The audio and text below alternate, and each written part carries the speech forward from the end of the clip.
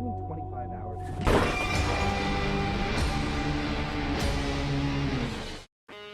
Let's go back in time to when the outbreak happened. Not Left 4 Dead's outbreak or the Devil Worm with Back 4 Blood.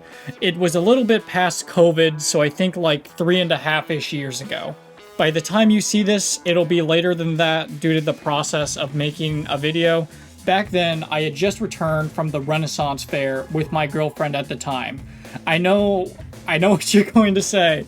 But yeah, I not only had a girlfriend at one point, but I was also able to go to the Renaissance Fair. And I'm not going to apologize for it, but basically, we were hanging out at her sister's place, and I was just visiting, right? And her nephew asks if I'd be willing to play this game he got for Christmas with him called Left 4 Dead 2. We played Left 4 Dead for like maybe 3 or 4 hours. It took most of the day, and it was a lot of fun. Though I think we spent half of that time shooting each other back and forth over and over. Since you can never just land one shot on your buddy and it'll be cool, it wasn't. But it was fun, and he was like 12 or something, so it's not like he's a pro gamer. We were having fun with the game, and it kind of hit us, hey, why isn't there Left 4 Dead 3? So we look it up, right, and we keep seeing stuff for Back 4 Blood. And what you're watching now is the initial reveal trailer that I saw that introduced me to this game before any news had come out about the beta or anything like this. We thought this looked pretty cool. One thing that stuck with me ever since I first saw it was how there was a spider infected with webs. I remember thinking, that's so cool, it's gonna hop on walls like Spider-Man and try to web you down, you're gonna have to be creative with the environment. And it was just something that was a little there just to get you excited about it, and then bam, it's gone. And Left 4 Dead 2, we just kept playing it, and we said we'll check out the game when it comes out fully. And then we never revisited it at all, and it was just completely forgot about, and we played Left 4 Dead 2 every time I went over there, and we never revisited anything else. But I think it's important to outline my initial introduction with the game. This reveal trailer isn't bad, but unfortunately, it's so okay that I think it just makes everything forgettable. I couldn't tell you the difference between this and any other like Marvel movie, mass-produced entertainment media piece, crossover, multiverse, whatever. This just doesn't have any sort of distinguishment for me to draw from or to latch on to. This is crazy because this was made by the quote-unquote creators of Left 4 Dead, end quote. So before I can even talk about the game, let's talk about the elephant in the room.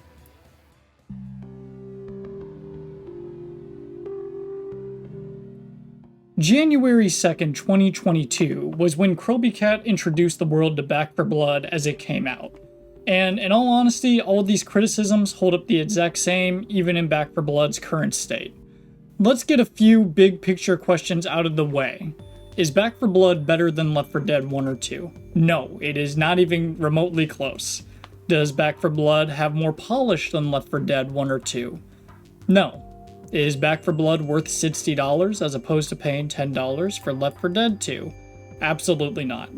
Left 4 Dead 2 is definitively the better zombie shooter cooperative arcade experience. There's no real room for argument, even though there are things to praise about Back 4 Blood.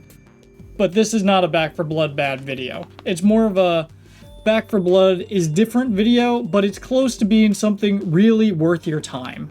The devs for Back 4 Blood did care about their product and have worthwhile things inside of the game, even with all of the overarching flaws it has.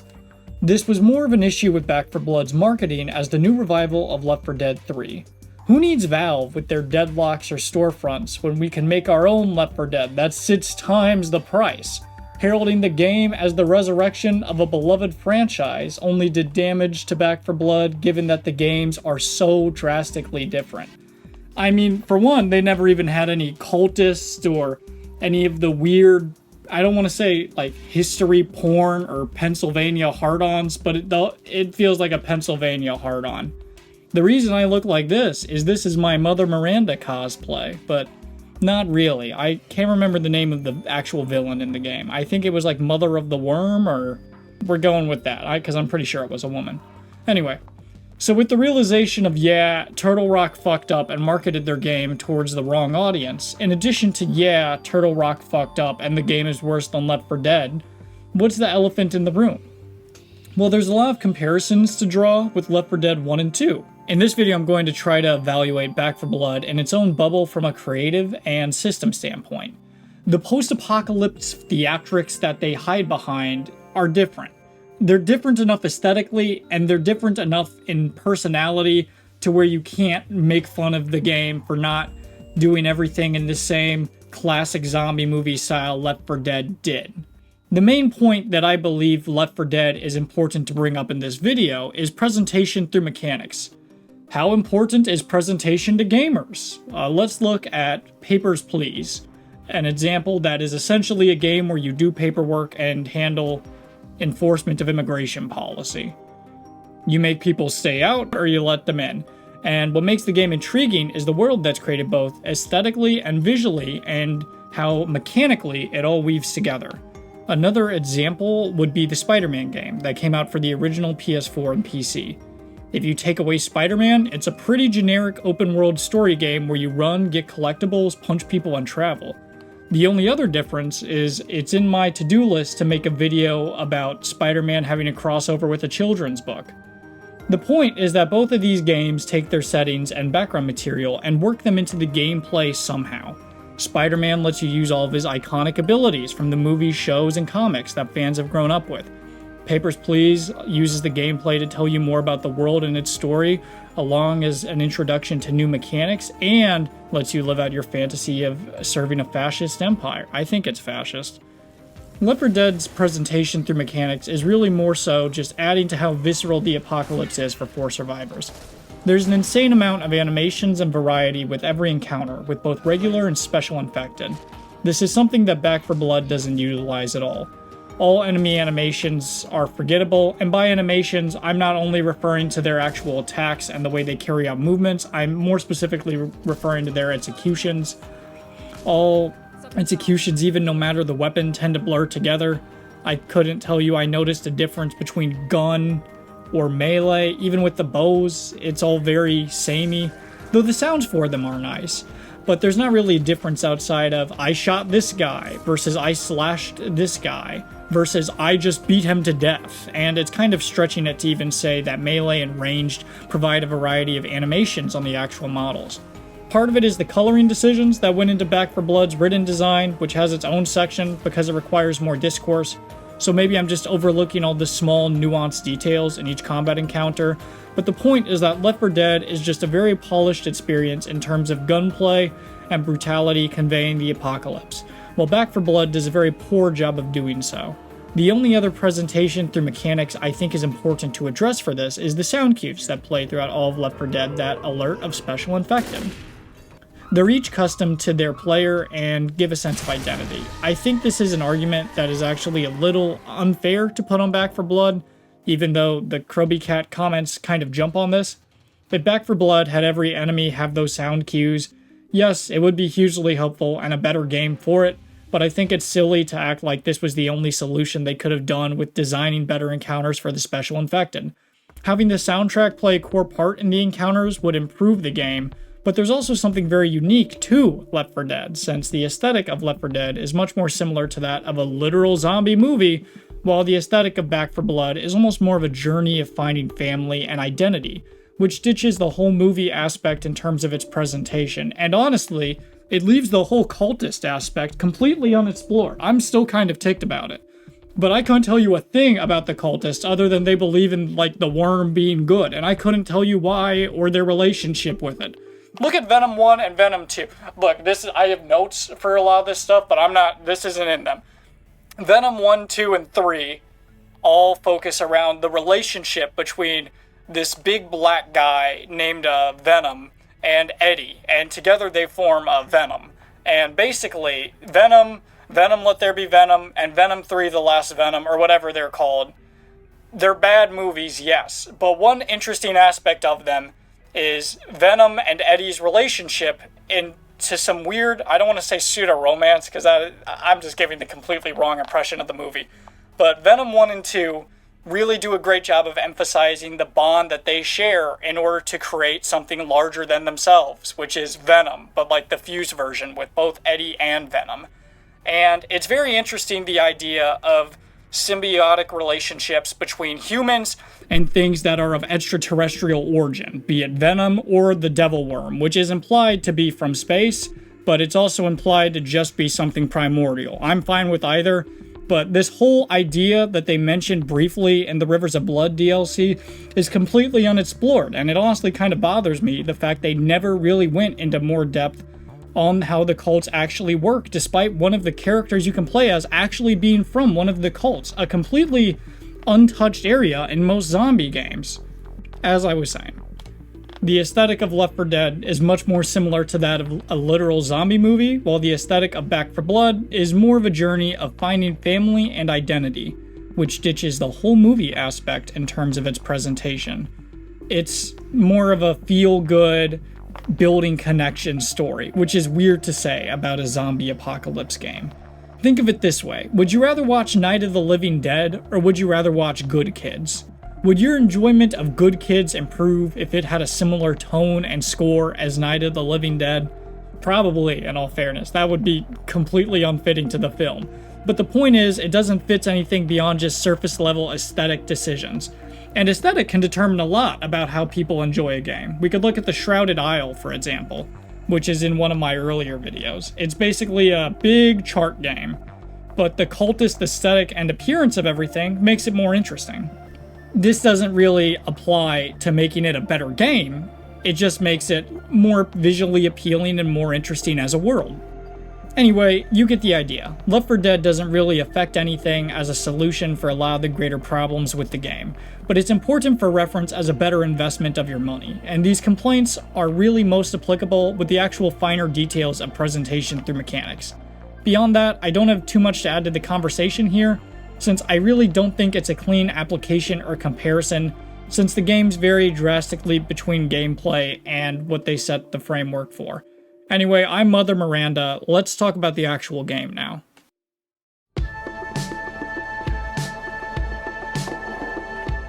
Welcome to Fort Hope, except we're not at a British rock band concert. If you're familiar with Call of Duty World War II, you'll be pretty at home with this setup. It's a multiplayer game that places you in a camp where there's not much to do besides walk to a shooting range or walk up to NPCs who open up menus you can open. In the main base, where you can check out your cosmetics, weapons, cards, and everything you'll ever need. I think I'm emphasizing this point because I don't particularly like big spaces, and they're just completely void if you're playing by yourself. If the place populated with maybe a couple random online strangers, I think that do wonders for improving the experience.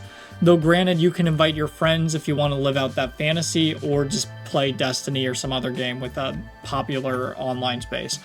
There's 4 modes to choose from. There's the campaign, which consists of 6 acts, counting up to roughly 40-ish missions total, though 2 acts are only accessible by withdrawing some blood from your credit card.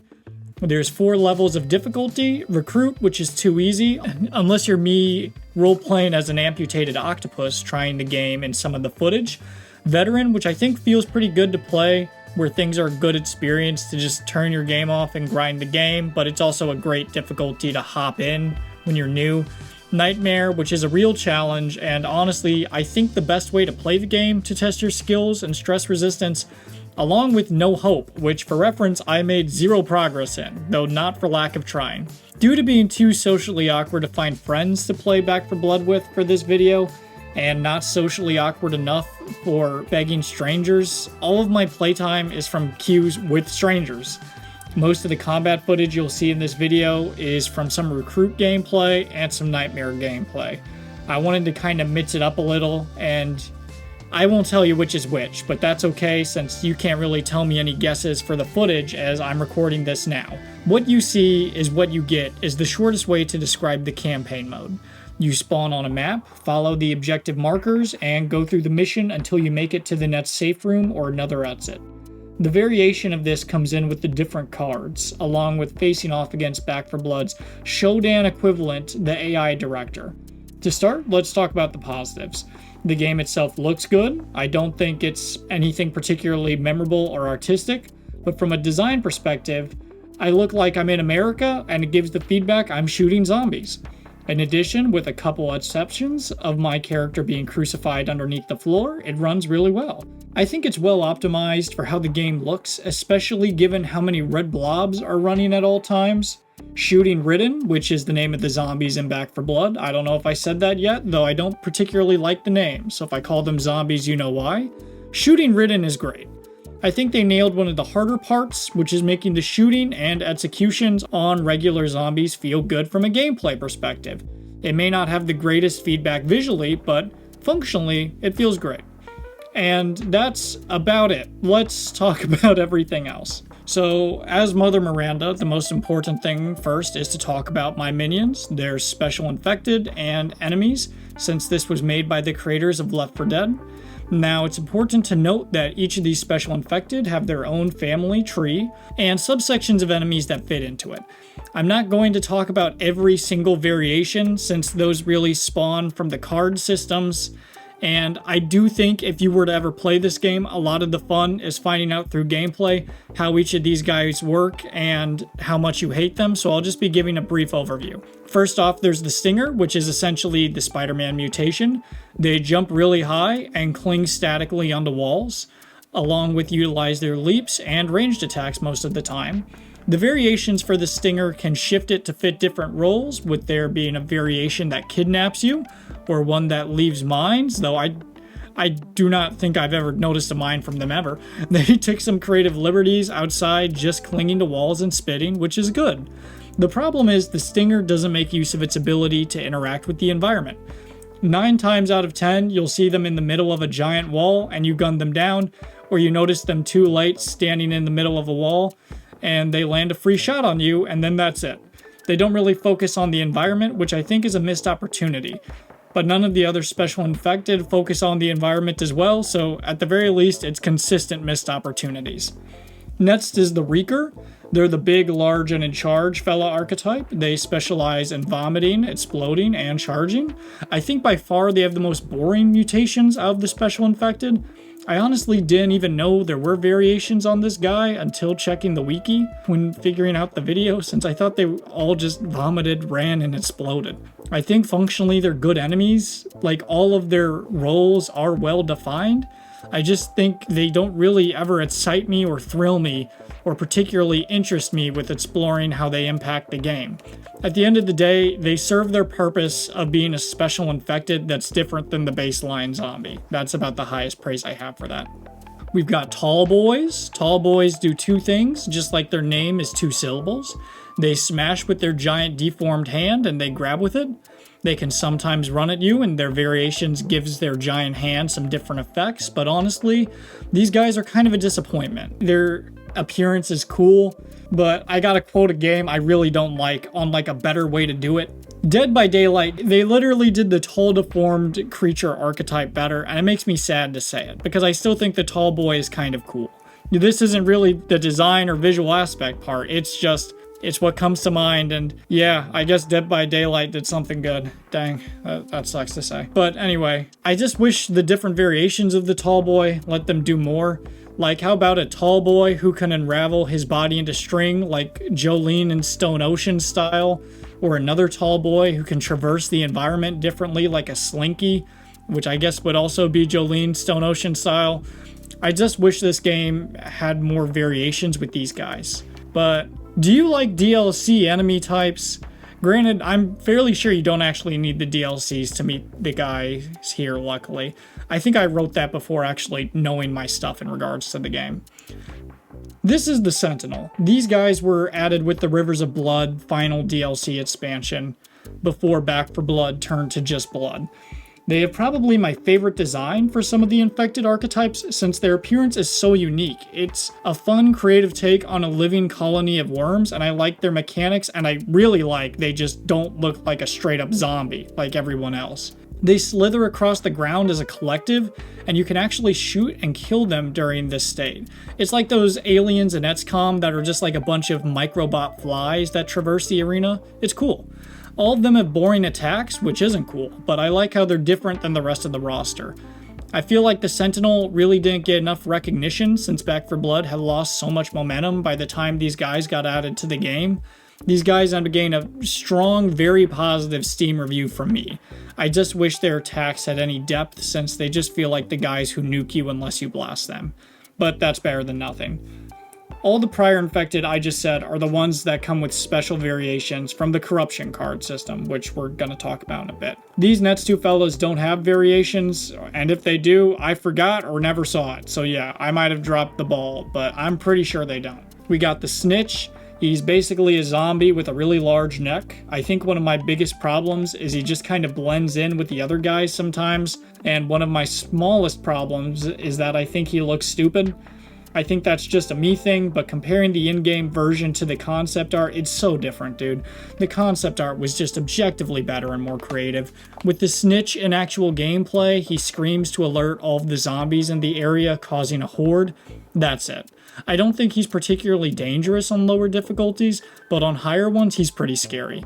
According to the wiki, they're blind, which I think is awesome, and I wish I had learned that through the game somehow, so I could have tried some strategies to avoid them or maybe make use of that fact. I wish I had more to say about the guy. I feel like I've never really ran into them enough to feel strongly about them. It's just another special affected that kind of blends into the rest. And also, most of the time, you'll just gun him down before he actually calls the horde. I think there's one scripted mission that just has him call the horde if you kill him, which I think is cool, but it's kind of a shitty gimmick. But you're required to kill them in that mission, so all my Act 2 church lovers, if that mission is actually in Act 2, will know what I'm talking about. We've got the Sleeper, which is basically one of the most weirdly designed guys in Back 4 Blood. Basically, the zombie is in a sleeping bag in the wall, and when somebody turns by, he'll pounce on them and beat them to death until a teammate rescues them. You can kill them if you notice them on time before they pounce on you, and you can find them spread about randomly in levels, mostly around corners or in dark spots to try to catch the player, and realistically, you're probably not going to shoot him before he pounces on you. They're another enemy I kind of struggle to ramble about, just because their actual ability is very one note with no variation.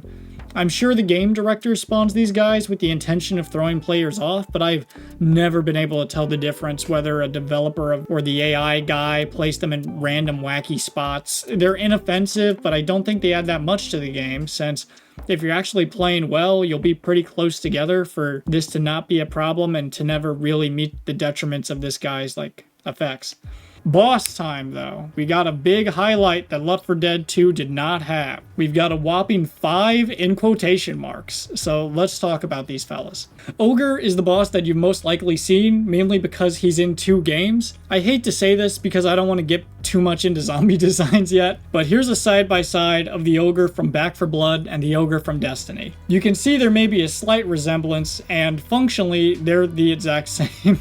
He's a giant monster who runs around and tries to kill you. I love that he has grabs and can hop on the environment to run after you. These are great details and they're dynamic, and I really crave environmental interactions in this video game specifically, but I also crave them in all games. But he's straight something out of Evolve, which makes sense considering Turtle Rock made that game and abandoned it too.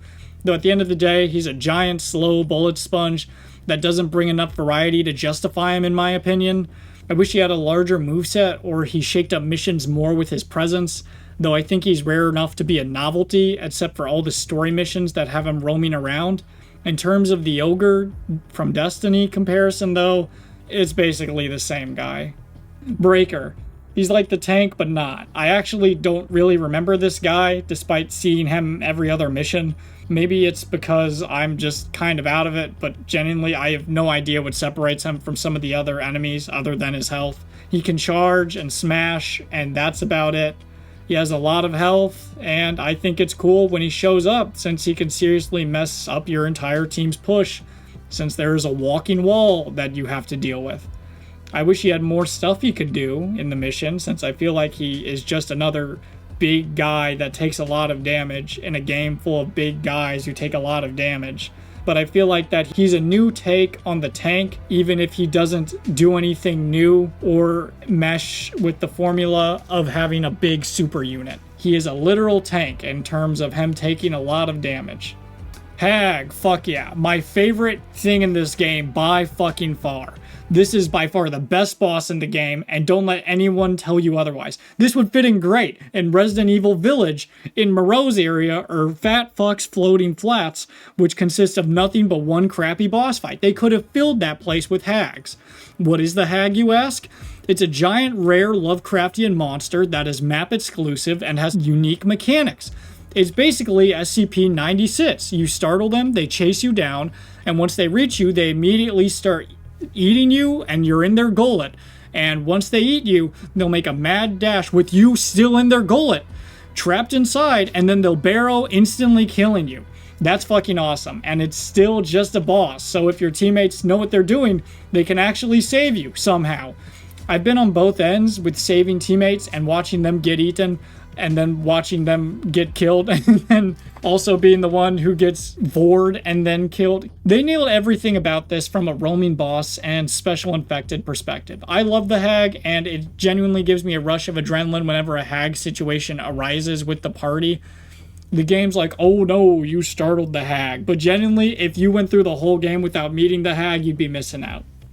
The next infected is a spoiler for the final boss of the main and DLC, and I will be spoiling both by talking about this one. If you don't want to be spoiled, skip to the next section since this won't take very long.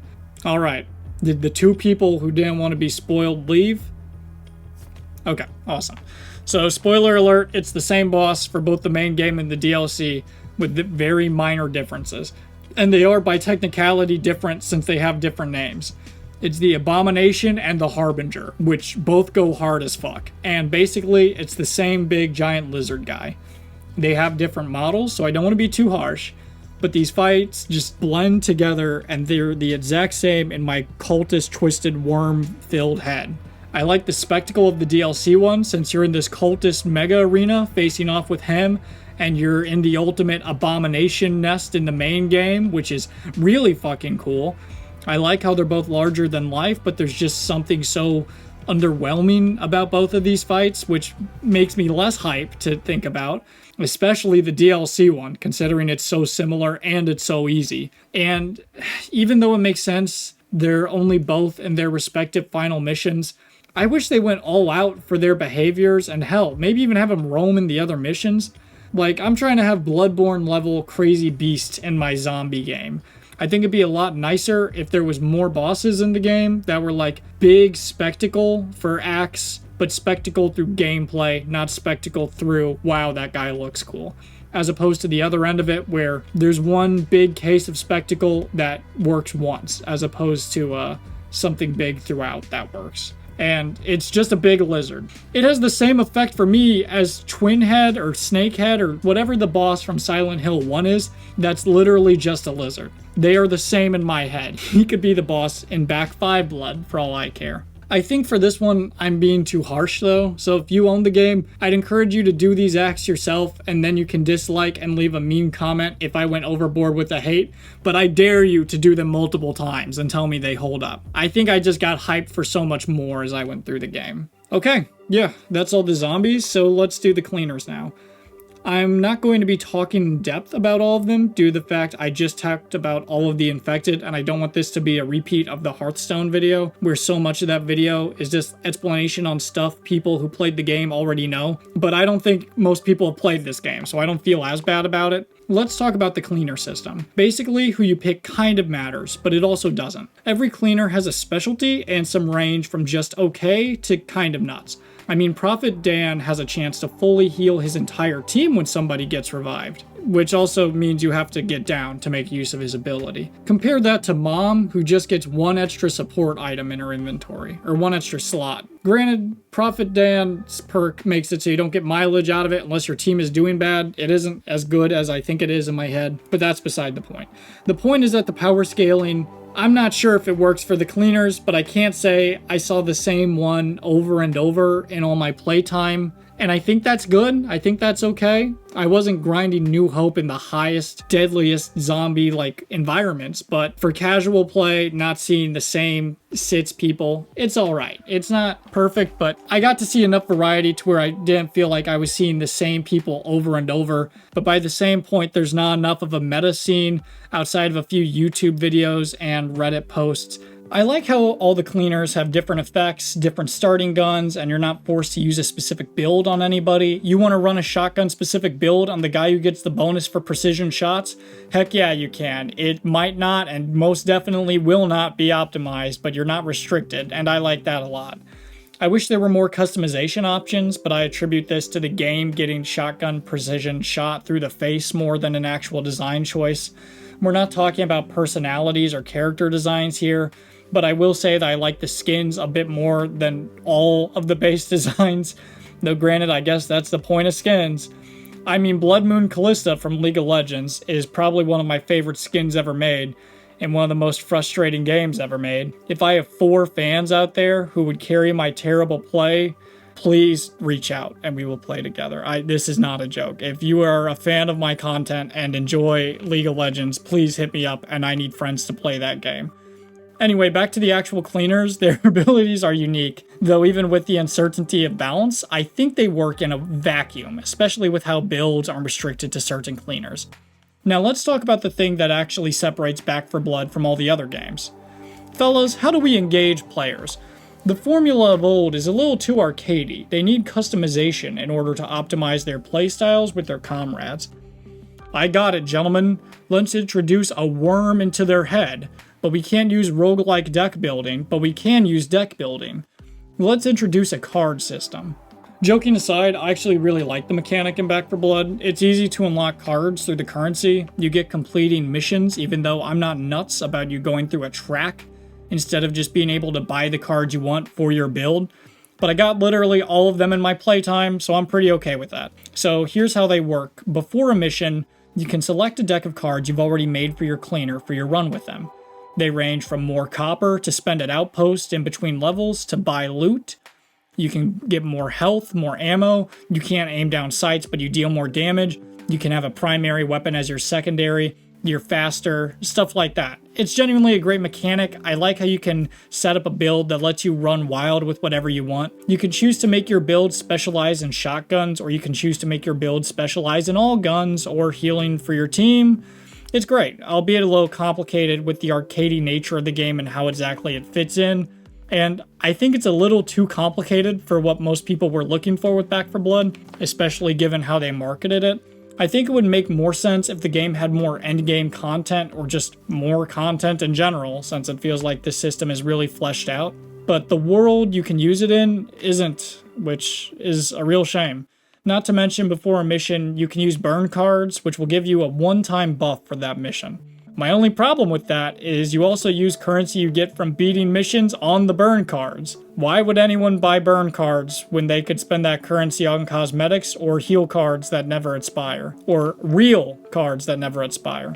I think the move for burn cards would have been to make them drop from special infected, or just have a different currency for getting them, or you just get one every 3 missions you clear. Anything like that would be better than the current system with the burn cards. Even with that issue though, I really like the card system for the player, and I think it adds a lot of variety with what you see when playing matches, along with how you play if you want to shake up your playstyle. Plus, you're not required to make it revolve around certain guns, though I do dislike quite heavily that it encourages players to specialize in a specific type of gun, when I feel like an appeal of these types of games is scavenging for weapons like a real post-apocalypse. I mean, realistically though, isn't it kind of silly? You're a grizzled war veteran trying to survive in the deadly post-apocalyptic worm waste. Oh, I can't use that rifle. No sir, my perks don't allow for it. I'll continue using this shotgun. Like, I don't like the idea of being picky and choosy of the weapons you use in a zombie apocalypse, even though I get that it's a big appeal with the customization. It's personally not fitting of the genre or of the original vision on what a zombie apocalypse was supposed to be from my perspective. Now, what about the corruption cards? These are given out by the AI director in Back 4 Blood. It's the Shodan guy I mentioned earlier, though not as sophisticated. I love this in concept though, because I like the idea of an enemy trying to counter your plays through games of strategy. I beat Inscription after all, though I also couldn't beat the first puzzle in the System Shock remake, and that game is honestly just my inner sleep demon. There's corruption cards that change the type of special infected you'll see. They can spawn bosses. They can change the basic zombies to explode when they get headshot.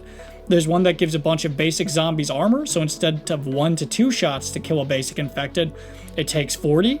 My problem with this is the execution. It feels like the cards either do too much or they don't work as they should in concept because the director is too stupid on how to properly work them through a level. More tall boy spawns means more tall boy spawns. Awesome. That's it. You're going to be seeing a lot more tall enemies as special infected as opposed to more variety. Maybe it's just because there's so many more tall boys and the rest of the spawns are unchanged, but it's very not memorable. It's just a footnote in my evening. Cultist Hordes is cool because it adds more bear traps and more cultists spawn, but it never feels like the bear traps are intelligently placed. And at the end of the day, you're seeing more cultists. They needed way more variations with these cards and with the cultists, and these cards needed to be way more unique. I think this wouldn't be a problem if the director picked cards to counter your specific playstyles, but none of these really counter specific playstyles. They just counter the player and make their life harder. You can read through all of them on the wiki, but they're just baseline difficulty. They're not targeted in the way that I think the developers thought they were. I like the corruption card system a lot on paper, and I've had moments of sigh and frustration and excitement, but mostly sigh and frustration with some of the negative cards that can show up. But there's just not enough here for me to really say this works with the game in its final release. Deathloop. Nah, but actually kinda yeah. Deathloop was made by Arcane Studios, and actually holds the record for the longest Steam review a game made me write, so maybe we'll talk about it one day. The game is basically a loop of killing these evil leaders who are also cultists, just putting that out there. Cultists are a bit of a theme. And then you do it over and over and over until you find that perfect loop to kill all of them in one day. Back 4 Blood is similar in how you do missions over and over until you beat the campaign's act. They start with picking a cleaner, picking a deck, picking a burn card if you want because it's optional. You spawn in a safe room, shop a little if you want, scavenge, kill zombies, do a few objectives maybe, next safe room or end of act. It's one of those two. Sometimes you can find a ridden cave to do a mission there, and sometimes inside that ridden cave you can find another deeper cave to do a mission there, but they're all very similar with minor differences. The only positive is that they shake up the main formula, but even this is still very formulaic, and it isn't helped by the fact that throughout the campaign, maps are reused, so different chapters kind of blend together, because you've already done these objectives before, so it all feels kind of samey. In addition, the scavenging is kind of null a lot of the time due to the gun rarity system, which is something I'm not sure works in this game. Sometimes you'll find a gun that's so good you'll just keep it for most of the run. In addition, you can't swap out attachments unless you're in a safe room and pay some of your shop money for it. It feels like there's not enough to encourage players to use what they find unless they're really, really low on ammo, which is the only reason I can think of most of the time that I swapped to a weapon that was lower than my current one in terms of rating, and then once I finished using the ammo for that gun, I just went back to my old one. Now, you're listening to the guy who had a girl stop dating him due to how bad he was at Valorant. So maybe I'm not the firearms professional for this, but I'd rather be forced to think more about my gun choice rather than look at a yellow flashy Fortnite legendary and immediately swap to it with no brain power. Now, even with my gripes on the scavenging, let me tell you this about my experience with the Deathloop. For the first 3 hours, this game was absolutely fucking awesome. I went in with really low expectations. I thought this would be horrible. I thought I'd play it for a few hours and then make a Back 4 Blood bad video that all the other people had posted on YouTube. But genuinely, I had a good time. Emergency Broadcast is by far the best map in the game, even though it's DLC. The problem with Back 4 Blood, though, is that there just isn't enough variety to remain in this loop. For every Emergency Broadcast, there is like 9 rural Pennsylvania, and there might only be like 4 rural Pennsylvanias to cycle through in total. If the corruption cards were smarter, though, and every chapter felt different, it would be better. But it isn't. And that hurts the most because they really do have the foundation for something great to be here. The cleaner card system is well made and lets you decide how you go through your run. The gunplay is smooth and the game is fantastically optimized. It just some other foundations don't work. The corruption card system and the AI director aren't built smart enough to consistently create engaging scenarios, if ever. Maps are repeated, and as a result, campaign missions and chapters can all blend together. The special infected lack enough variety and interesting gameplay to separate them from the rest. And there's only really one engaging and interesting boss. And that one you're not even really supposed to fight. You're supposed to ignore that one. There's a good game underneath everything here, but it's not worth $60, as I've stated like 8 times. The loop is so close to working. Give it more maps. Make corruption cards that change and rework the special infected beyond just giving them one new ability. Have more corruption cards. I feel like I always see the same ones. Have corruption cards change the environment to make the runs feel separate. Change the gun system besides being a worse version of Destiny.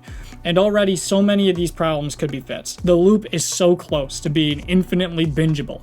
They were on the verge of infinite energy with this, and for some people it is still bingeable, but for me, I just can't stay in it past my hour count anymore. It's just not worth it, and it breaks my heart because I want to love the grind of the game. Turtle Rock, despite what others may tell you, knew what they were doing with this game. Unfortunately, they just didn't know how to properly do it.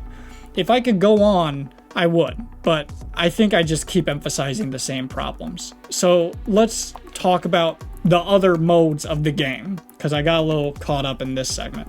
Alright, Worm Gang, we're talking Children of the Worm. It came as the result of a free update, which came as an accessory to a paid DLC. You know it's a good mode when only 15% of people who played the game have touched it, and I'm one of them, but I'm a cult leader. I've always been a little bit of a standout. Children of the Worm is a mode I expected to say, dang, that sucks, and then tell people it was filler and continue the review. That's actually not true. Children of the Worm is the closest thing to a zombie arcade roguelike, and honestly, it's pretty fun sometimes, just a little. You start out voting on different modifiers on the run to get more points, but at the same time, they make everything harder.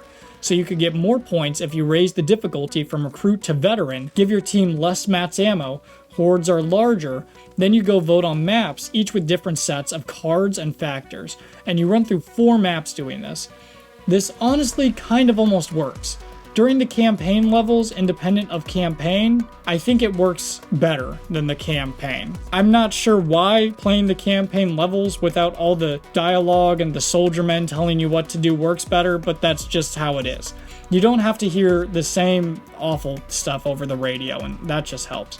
Plus, having more control on the actual difficulty goes a long way with adding new layers of strategy. The mode isn't anything that could replace quick play for anybody, but I'm not sure why this isn't more popular. I will say though, it took me multiple days of trying to get a game during peak hours.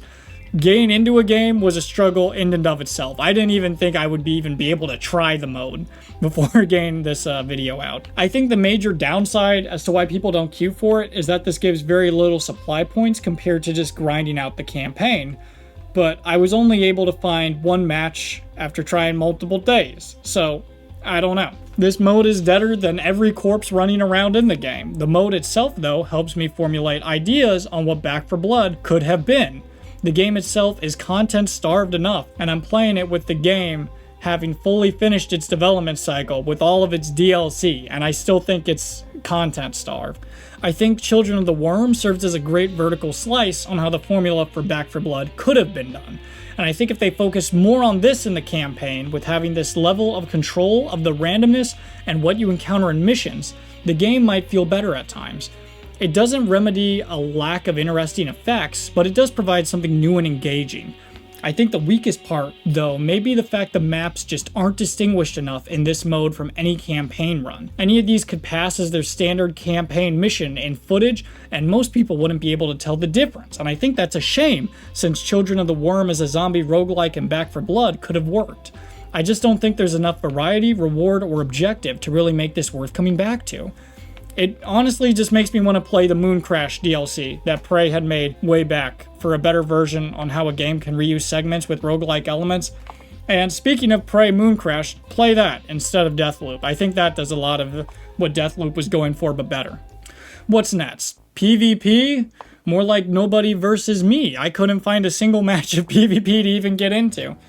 I tested playing all of the Ridden, and I have to say, I was not interested. You're just a monster in a small swamp to test them out. So I don't think that's really a fair way to analyze how they play when there's literally nobody else present for the mode. Everybody was hoping for a campaign PvP at launch, which is essentially you do a campaign mission with 4 people playing as normal and 4 people spawning in as zombies. It's how Left 4 Dead did it. If you're not familiar, that won't help you figure it out. It's really more so if you are familiar. Anyway, I think a campaign PvP mode would be a lot more fun from what I can tell with the limited Back 4 Blood footage I saw of the PvP, but I can't say that for fact since I can't even get into a match. PvP, from what I can tell, has 4 people start as dudes, 4 people start as zombies, and whoever survives the longest as the humans win. I could go on about how I think this is a stupid concept for PvP, and I'd honestly prefer it was just humans versus humans in a campaign mission where you both have to race to the end and kill each other.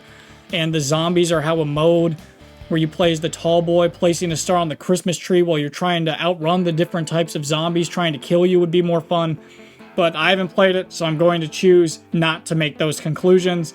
If you can get a game, let me know. Maybe I'm wrong in misunderstanding the mode. But to me, it seems like a huge downgrade from a campaign-based PvP. It's not as bad of a downgrade as Doom 2016's multiplayer to Doom Eternal's multiplayer, but it's pretty bad. The last mode is training mode. It's just there for you to try out different builds of cards, and honestly, it's a good addition. I'm happy they included it for players to be able to experiment. I wish more games had big open spaces for you to figure out what build works best, so honestly, points to Turtle Rock for including this, especially since Back 4 Blood isn't a fighting game and still has it. I don't really have much to say. I think once you put 10 hours in the game, you've practically unlocked all the cards. I only ended up putting in 17 hours, so that may be a bit closer, but I wasn't optimizing supply point gain as well.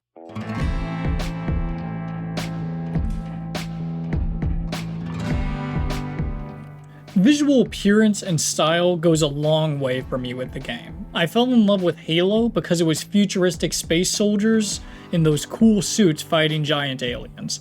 I tried Dead Space because of Isaac's sick-looking engineer armor and actually regretted my decision because the necromorphs were very scary to me. Hyperlight Drifter, Armored Core, Battletech, Blasphemous, Death Stranding, Deep Rock, Elden Ring, Final Fantasy XIV, Inscription, The Phantom Pain, Prey, Proteus, Signalis, Wolong, XCOM, you get the idea. I like what I like, and it tends to draw me towards games I like. So, what does the visual design of Back 4 Blood do for me? I like how all the characters are visually different. You can immediately tell from looking at the roster, they're all different people, and are in fact not the same character copied and pasted. They all have their own voice lines, albeit I don't really remember any of them other than Prophet Dan screaming. They all kind of blend together due to the fact there's so many different cleaners. And it's not bad to have a lot of characters. League of Legends does. Well, League of Legends is bad, but not for that reasoning. And not a specific focus on any of them is present, though. Less so with League of Legends, more so with Back 4 Blood. They're all mechanically distinct, yes, and they're all visually distinct, and they're all personality distinct, but there's no way to quickly absorb that. Yes, Prophet Dan likes to scream, and Doc talks about being a doctor.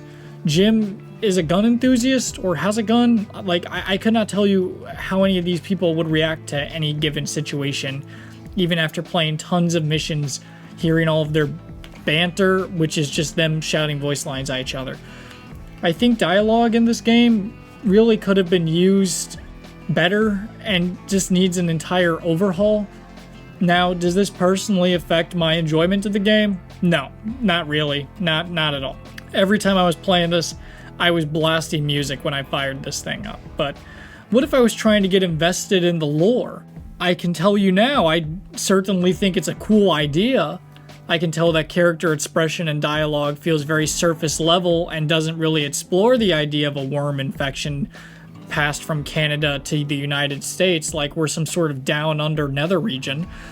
The characters in the form of the cleaners, both with what little lines they have, in addition to just their appearance of ordinary people though, doesn't pull me in. I understand why they have to be ordinary people. It wouldn't make sense for Gundam Barbados to be rushing zombies on the field, even though I wish he could, because I miss Gundam Evolution. I'm just not interested in their vibes though. They're a bunch of ordinary people who don't really have enough dialogue, experiences, or meaningful interactions to flesh out their stories. And that's okay, because I'm not particularly interested in their stories. They're all dressed up exactly as survivors of the zombie apocalypse would be, and that's fine. Like, there's nothing wrong with these designs objectively. There's just not enough right for me to really show this off to somebody and be like, wow, that's sick.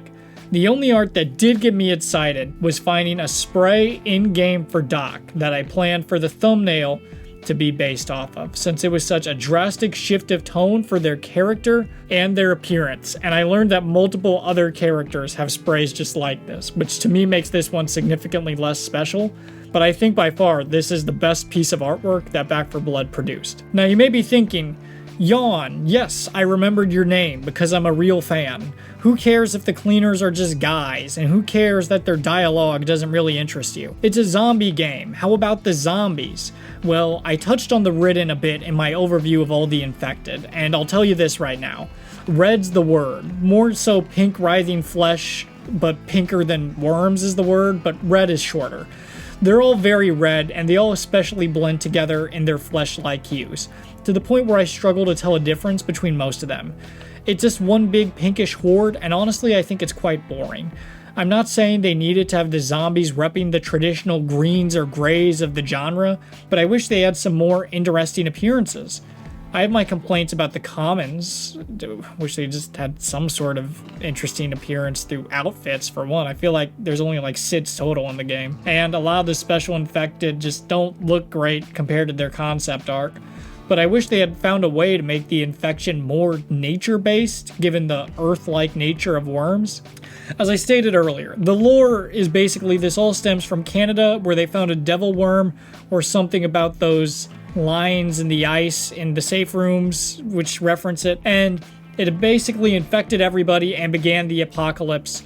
And now all hell is broken loose in Pennsylvania. Mother Miranda's back from the dead, and so is the Abomination and all their evil hordes here to stop He-Man and the rest of the cleaners. So the lore is a little loose, or at the very least, it's not clearly defined or fleshed out enough for there to be clear, definitive thought paths that are interesting. Now, I get that they're kind of locked into the color scheme as well, given the whole worm basis of the infection, since from looking up pictures of worms, you mostly just see earthworms, and I'm not really trying to look at worms for an hour, and I doubt the devs were either, but I think there's still a whole lot of room for more imagery. Now, this is a loose comparison, sure, but look at caterpillars for examples. They've got orange guys, blue guys, red guys. They could have expanded beyond keeping that firm worm hue for everyone and that basic humanoid Photoshop stretch design for everybody. Not counting you, Hag, and Sentinel. You both are lovely. I get the Back 4 Blood zombies are more white pinkish than red as well, but the specifics of it don't really add much to the point. The game creatively feels very bankrupt in terms of its coloring, and it doesn't matter for the first 2 hours.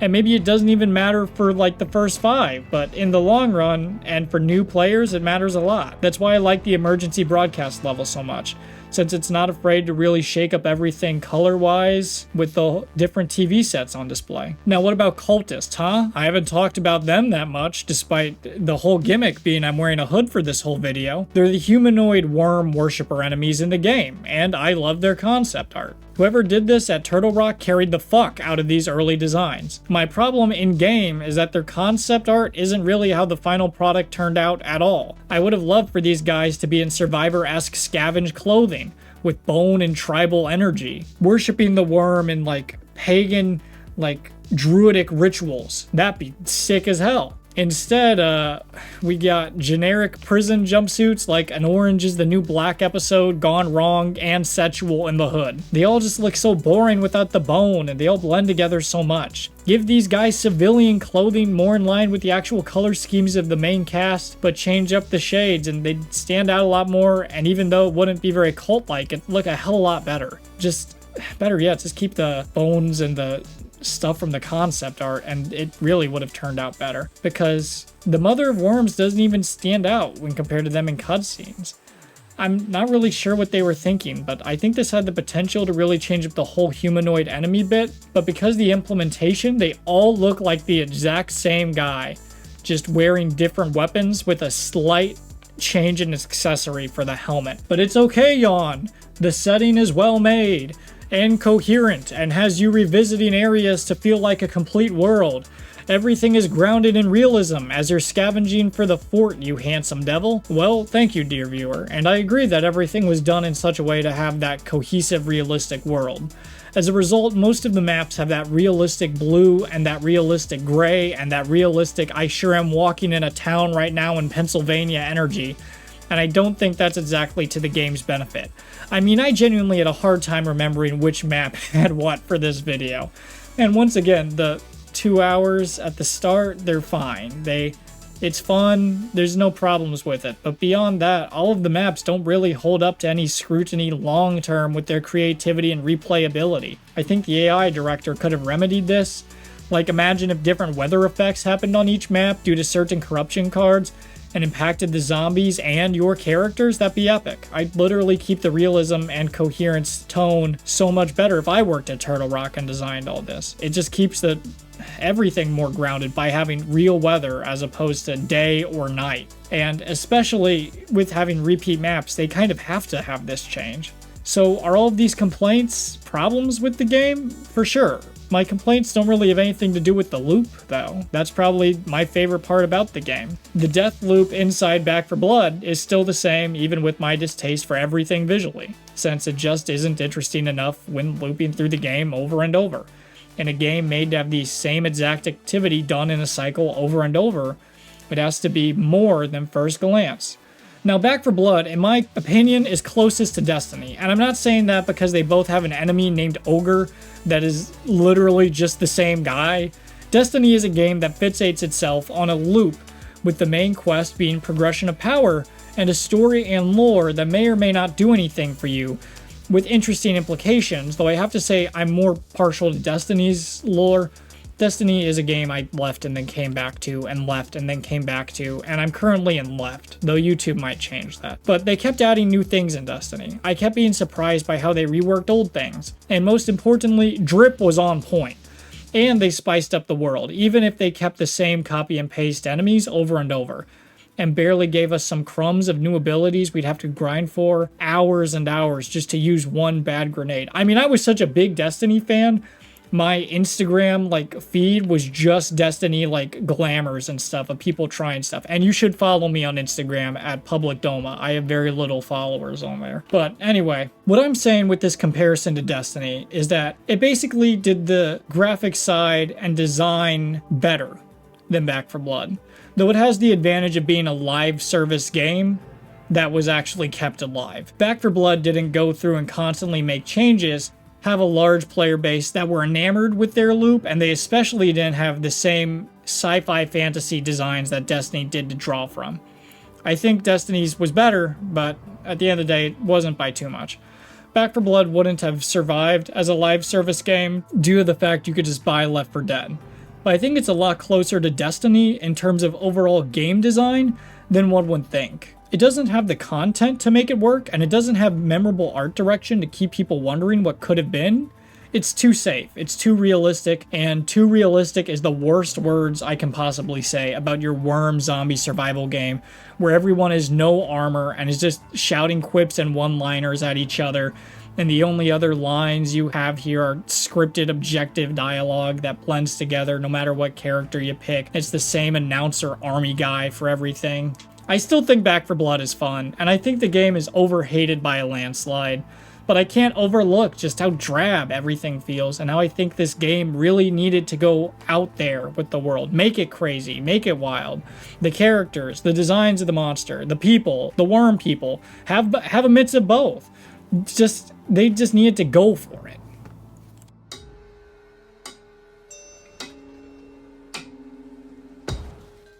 I'm kind of cheating for the example I'm using for this, since Smile 2 is just a sequel to Smile 1. It's not an offshoot or an alternative version or a spin-off series, but I wanted to talk about it, and it's my video, so you're just going to have to bear with me here. Or you can just leave a dislike and a mean comment. That's okay too. Smile was a horror movie about a woman being tortured by a demon contagion that forces you to suffer extreme trauma and terror. Smile 2 took this concept and ran with the exact same thing with literally zero changes. The only difference being that they gave it to a woman from a different societal background in an urban setting as opposed to suburbia. Now, if you look at the reviews, you can see that Smile 2 at time of this recording, and realistically, I'm not sure what would change it to have drastically lower score in between me recording this and you seeing this, but Smile 2 is higher rated than Smile 1 despite being the same concept rehashed. There's minor differences, with some of the scares being a little better since they're a lot more creative and take common examples of stage fright. There's minor differences with some of the scares and payoffs being even worse than they were in the first movie. And in addition, they added obsessed fans similar to that of Perfect Blue, despite Smile 2 having a fixation on the emotional torment that can arise with stardom. It's no Perfect Blue. But this isn't really relevant to the larger point I'm trying to make. Smile 2 took basically all of the notes, ideas, and framework from the original movie and copied and pasted it into a new actress and changed it a little bit so it wasn't directly copying their homework. Though in all fairness, they also took some of the weaker aspects of the original and improved upon them. Left 4 Dead 1 and 2 did the same thing, mostly focusing on it mechanically. Destiny 1 and 2 also did the exact same thing. Watch Dogs 1 and 2, Remnant 1 and 2, Horizon Zero Dawn and Horizon Zero Dawn 2, Far Cry, Divinity Original Sin, Borderlands, Half-Life, you get the idea. Throughout media, most of the time, people just copy over what works with improvements mechanically, like with video games, or aesthetically, like with Smile. Back 4 Blood has a lot of new mechanics in the zombie co-op genre, but it's also a pretty small space, so no matter what they were doing, they were going to tread some new ground here due to the fact there just isn't much stuff exploring this or rehash some old ones. That's probably why they took the approach of trying to make it the Left 4 Dead Back from the Dead game, solely because it's what people were familiar with, even though they didn't take that exact framework and it burned them for it. So the problem with this is that, well, Back 4 Blood has a lot of additions I like. The game doesn't really engage with them in meaningful enough ways for it to last hundreds of hours. Sometimes this can be alleviated through fan-created content, and honestly I think that probably would fit most of my complaints with the game, but Back 4 Blood never got Steam Workshop support, so that idea has been left for dead.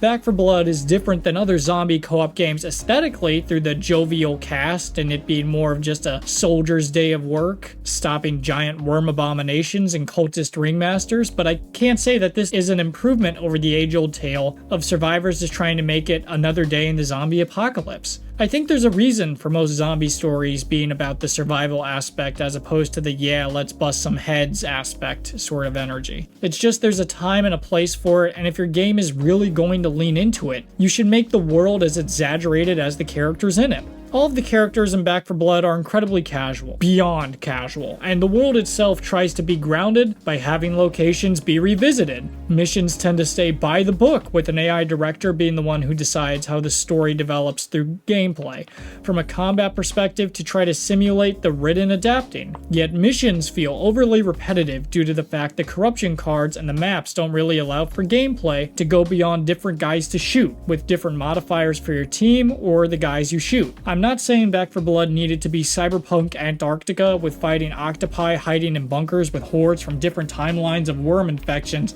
attacking your Fort Dynasty Warrior styles, though genuinely I do think I would have vastly preferred that, and that would have been a fantastically and welcomed critically acclaimed story and gameplay direction to go in. But I think my number one problem with Back 4 Blood is how it leaned into the most safe parts of the genre and parts that had already been done before but better, and they didn't expand on their own creative ideas that would have made the genre as a whole better for their innovations. I think my number one problem as well is the gameplay matches. The gameplay is decent, and this really could have been something more had they decided to really go out there with their ideas. I mean, the guys made Evolve. They could have made a more fun setting than Pennsylvania the whole fucking game, or it wouldn't have killed them to at the very least shake up the gameplay with more ideas or fleshing out the ones they already introduced. Had they worked on the game for 3 to 4 more years, I honestly think it would have been a hit. Though not every sequel can be a Smile 2, and Smile 2 still has problems, mainly the ending, which I still need to talk about at some point. Though the end product still has it vastly superior to the original by its own margins. It's not carrying off of nostalgia. And I do think Back 4 Blood's strengths aren't from nostalgia, which is something that can be said as a huge positive, but it doesn't really exceed at anything for me to rant and rave and recommend it. And that sucks.